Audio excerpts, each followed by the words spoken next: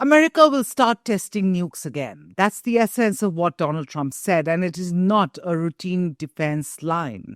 It appends decades of American policy on the bomb, a policy that said, we maintain, we modernize, we deter, but we don't explode them anymore. Now, since 1992, the US has relied on simulations and computer models, not live blasts. What makes it even more eyebrow-raising is the timing. Trump posted this just before meeting Chinese President Xi Jinping. He basically said, others are testing, so we will too.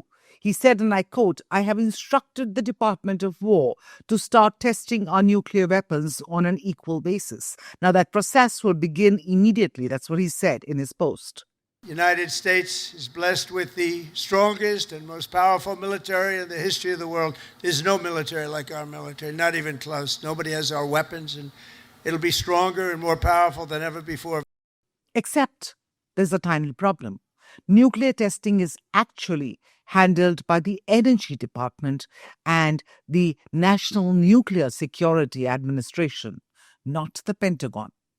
So his line about Department of War shows this was more political signaling than a technical order, so to speak. So why is this a big deal then? Well, the US hasn't done a live nuclear test for three big reasons. One, Cold War has ended, so there was no need for one upmanship. Two, the CTBT era. America signed the Comprehensive Nuclear Test Ban Treaty in 1996, signaling to the world we are done with big bombs. US already has tons of data, more than 1,000 tests from 1945 to 1992, so scientists can model detonations on supercomputers instead of blowing up the Nevada desert. So when a US president suddenly says, let's test again, it doesn't stay a US story only. It becomes an everyone will now feel licensed to test story. To be fair, Trump is not imagining the threat.